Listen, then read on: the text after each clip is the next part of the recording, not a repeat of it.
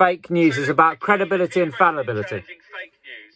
Well, the key thing in fake news is what is the credibility of the person presenting that news or giving you that news, or the platform giving you that news, yeah? Yeah. But the problem sometimes with credibility is we forget that we're all fallible. We're not infallible, yeah? Yeah. So therefore, even someone who's very credible can sometimes say something that is wrong, yeah? Yeah. And I suppose and then you come to the final component, which is the humility of that individual, say, yeah, I got that one wrong, but actually, yeah. And the difficulty is your credibility is measured by the amount of times, it's measured by a combination of getting it right, but also acknowledging when you haven't got it right that you got it wrong. Does that make sense? Which is humility, yeah?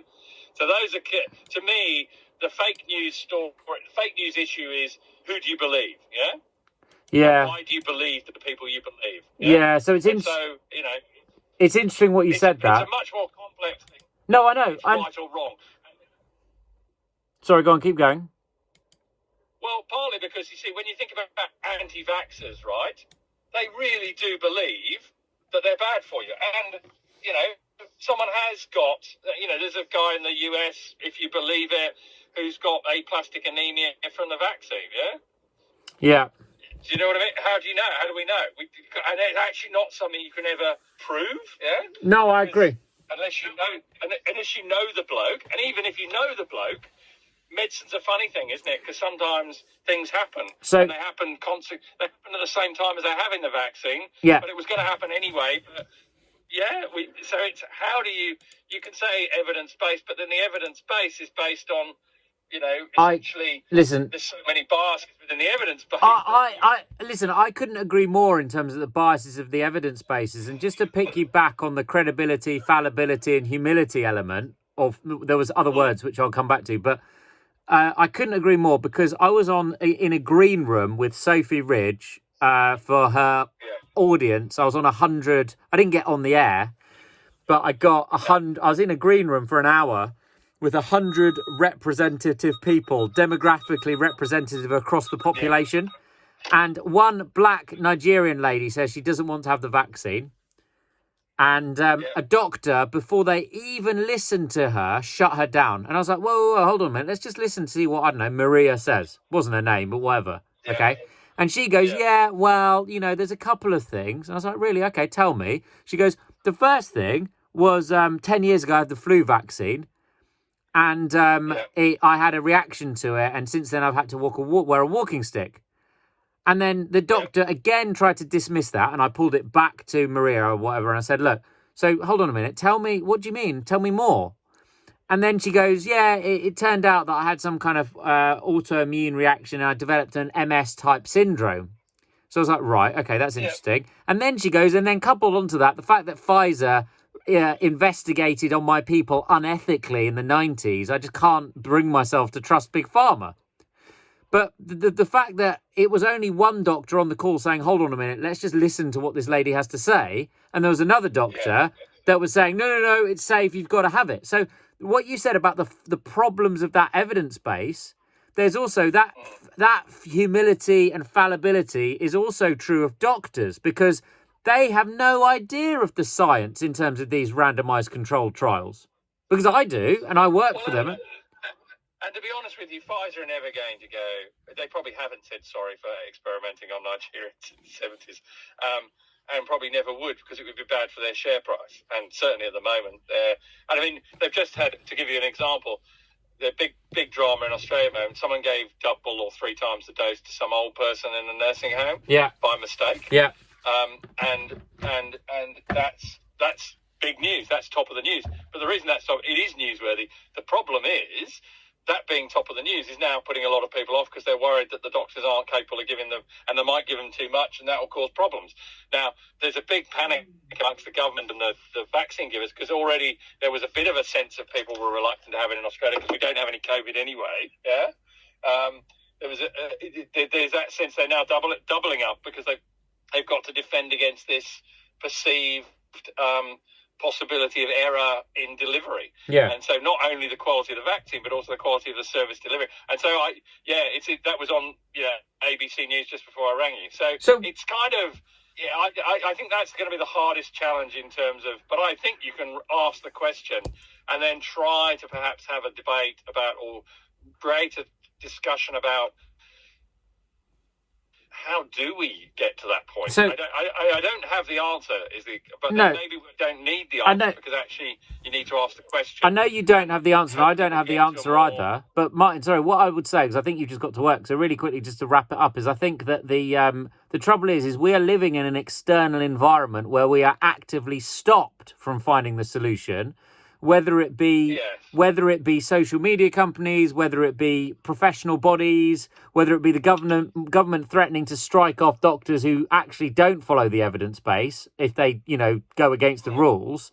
So my thing is I'd say I'm not looking at this from an academic construct and from an MD. I do the MD as a hobby, and I'm very happy. I like my job. I like teaching medical students.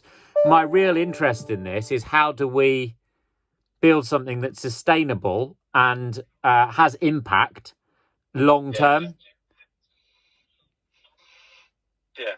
No, absolutely. And I think it's down, as I said, it comes down to the credibility of the individuals, which I think involves both a certain amount of ability, the skill, but a certain amount of concept that we are fallible, and a certain amount of humility on the part, so that you then build. But the danger is that you still, you'll hit barriers and obstruction to that. So anyway, it's a really interesting concept, and I, happy to, help as I can and if I can. 100%. Not if. Definitely you can. Because a lot of this is, I remember all the chats that we've had, not necessarily the MD ones, because head injury and also it's quite kind of complicated. But all the chats that we've had, these are, what you're doing is you're articulating a different thing, what you did to me at HIMSS, in terms of you don't need to know everything. You need to know what you know, what you don't know, and where you can find what you don't know. And it comes back to a lot of those core principles that you said then. And it is still that is the core principle of capability of a doctor and of a human being. Well, yes. I mean, I'm glad you said human being. And you know what you don't know, and you know how to find out information. And that is then, and you can filter that. The key thing is to know, and I often say, because people often come to me and say, I had a patient yesterday who's, BMI 40, who's taking some stuff from the chemist because their liver tone, because they're worried about fatty liver, because they got told they had a fatty liver, and some digestive enzymes. And I said, probably don't waste your money on them. Yeah. I said, I just don't think they're doing anything. Yeah. Yeah. Spend some money on going to Weight Watchers. How did that go down? Tip for someone yesterday with fatty liver. Yeah? How did that go down? Because the reality is, she was fine about it. She's a lecturer in primary care she's an Aboriginal health worker, and she just goes, I know there were moments when I think she was close to tears when we were having the discussion about her weight and what she was going to do about it. But at the end of the day, I hopefully set her away with rather than I'm a lay person trying to work, or a semi-lay person trying to work out what to do in a world. I've given her some clear directions as what she can do. Don't worry about exercise. I said, just concentrate on what you're eating and the calories you're putting in, and see if you can, over the next 3 months till I see you again, lose some weight. So that's so true, right? And just to close that point, I know how much marketing effort that Pharma is putting in to get ready for NASH and fatty liver, right? And it is insane. So all that money at the beginning at the funnel, is it any wonder that then if you get some of that messaging through to doctors, then they'll just prescribe it, and they'll completely blasé, not suggest what you've just suggested in terms of exercise and quite a pragmatic, sensible approach and a holistic lifestyle, diet, exercise. Then if it doesn't work, have the drugs. People will just be like, just fire and forget, have this will do this, blah, blah, blah. And it's just like... surgery, the whole bariatric surgery business, which was, supposed to be based on losing weight first, then having it to support you, has now become, people go to bariatric surgery. Anyway, it's another whole issue. Sounds great. So if you can just work on it. I'll do it. Do you know which? I've got them all up now. So Appendix 1, which is proposed questions. Is it across all of the documents that I need to pull this from, or is it just more in one of them? So the predominant document this information's in is the ethics application, yeah? Fine. Yeah, I've got it. 'cause Ethics it's application basically- form. It's fleshing it out. So technically speaking, if you read the ethics application, that's supposed to be a ours was a bit scientific-y, but it's supposed to be lay. It's the background needs to be more. I mean, most of it's in the description of the project, yeah? Got it. But we need to put it in a document, the study protocol, Yeah. and then have those elements of a protocol of, as I said, if you imagine you were reading the final paper when you've done all the work, it will be the background to the paper and the methods to the paper. So I've got all those notes. What I'm going to do is I've got the, I'll pull some text together and send it to you.